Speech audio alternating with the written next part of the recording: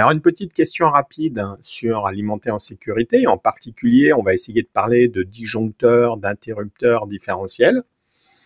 Alors, imaginons cette installation. Là, on a donc une protection de tête qui est réalisée par un disjoncteur, donc 20 ampères, 30 milliampères. On va dire que tous les disjoncteurs sont en courbe C, pour pas se compliquer la vie. Et on a 3 départs, par exemple, 10 ampères, 20 ampères, 10 ampères, protégés par 3 disjoncteurs, donc de courbe C. Donc. Et la question, en fait, c'est, bon, peu importe ce qui se trouve derrière, c'est le principe un petit peu de l'installation. Alors, qu'est-ce que vous en pensez? Est-ce que vous voyez des choses à critiquer là-dessus? Et qu'est-ce qu'il faudrait corriger, ou dans quel cas ça pourrait se justifier d'avoir ça? Alors, je vous laisse réfléchir, et puis plutôt que de faire une autre vidéo avec la réponse, je vais vous donner la réponse tout de suite. Donc, faites une pause pour prendre le temps de regarder ce schéma et de le critiquer et de voir ce qui pourrait en être. J'en profite pour dire que là, moi, je vais pas m'appliquer sur la norme. À vrai dire, je l'ai pas regardé dans ce cas-là. Je ne crois pas qu'il y ait un problème de norme, mais je suis intéressé par des personnes qui travaillent plus avec les normes et d'avoir leurs critiques également, y compris par rapport à ce que je vais dire. Alors, le problème ici pour moi, il est que le disjoncteur différentiel de tête, a priori, il est inutile. En tête, on met plutôt un interrupteur différentiel, c'est-à-dire un appareil capable de couper en charge lorsqu'il y a un défaut, donc de 30 milliampères. Donc ici, là, ce qui va pas, ce qui pourrait ne pas aller, c'est le fait qu'il faille mettre un interrupteur différentiel. Alors, dans quel cas on pourrait... Et puis le calibre aussi. Ici, on est à 20 ampères. Et donc, alors que derrière, on a plus que 20 ampères. Alors ça peut choquer aussi un petit peu. Alors, dans quel cas on pourrait malgré tout installer comme ça? Alors déjà, qui peut le plus, peut le moins. C'est-à-dire qu'un interrupteur différentiel par rapport au disjoncteur différentiel, le disjoncteur différentiel est aussi capable de couper sur un court-circuit.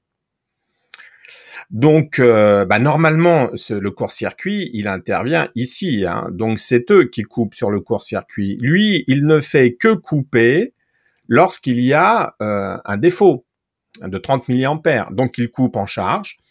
C'est pas un sectionneur qui doit être manœuvré à vide. Un interrupteur peut être manœuvré en charge, mais ça veut dire qu'il va couper une vingtaine d'ampères, une quinzaine d'ampères, mais il va pas couper un courant qui est monté à 3-4 000 ampères de court-circuit. Mais si on met un disjoncteur différentiel, il est bien évidemment capable de couper les 20 ampères, mais il est aussi capable de couper plus. Donc ça, c'est le premier point. Maintenant, le deuxième point, 20 ampères ici et 20 ampères là, une somme qui est plus importante. Alors, c'est pas choquant, parce que il faut voir un petit peu que lui, en fait, théoriquement, son calibre, il est lié à l'alimentation amont. Donc, si l'alimentation amont, c'est 20 ampères, on met ici un calibre de 20 ampères. Et ici, ce qui taille les disjoncteurs, c'est l'alimentation aval, la taille des conducteurs en aval. Donc ici, si j'ai des conducteurs en 1,5, je peux mettre du 10 ampères. Ici, si j'ai du 2,5, je peux mettre du 20 ampères, etc. Mais en tout cas, c'est ce qui est en aval. Et puis, il faut prendre aussi la longueur. C'est pas aussi binaire que ça. Donc, mais c'est la capacité aval qui détermine le calibre du disjoncteur.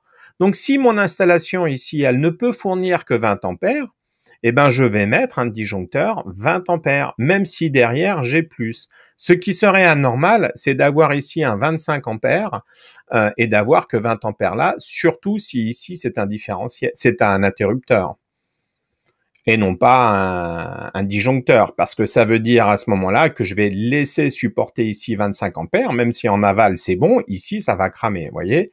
Donc il faut un disjoncteur ici, puisque quand on dit interrupteur 20 ampères, interrupteur différentiel 20 ampères, 30 milliampères, si on lui fait passer 40 ampères dans l'interrupteur, ben, il bronche pas a priori. Hein. Bon, il va pas être content parce que les contacts sont pas forcément faits pour avoir 40 ampères, mais sa fonction n'est pas de couper lorsqu'on dépasse le courant assigné. Sa fonction est de couper sur un courant qui ne dépassera pas le courant assigné lorsqu'il y a un courant de défaut. Et donc, s'il doit couper sur un courant de défaut alors qu'il y a 40 ampères, eh ben là, les contacts, ils vont souffrir et ils vont s'abîmer. Voilà, je sais pas si ce petit truc a été intéressant pour vous. En tout cas, l'idée, c'était ici de différencier interrupteur différentiel et disjoncteur différentiel, parce que je vois souvent la confusion. Ce ne sont pas les mêmes appareils. Le disjoncteur différentiel fait un peu plus que l'interrupteur, dans le sens où il a un déclenchement sur, effectivement, un court-circuit ou une surcharge, et également un déclenchement sur un courant de défaut. L'interrupteur ne déclenche que sur le courant de défaut, et à ce moment-là, le courant assigné, c'est le courant qu'il peut couper. Voilà, en espérant que ça vous a intéressé.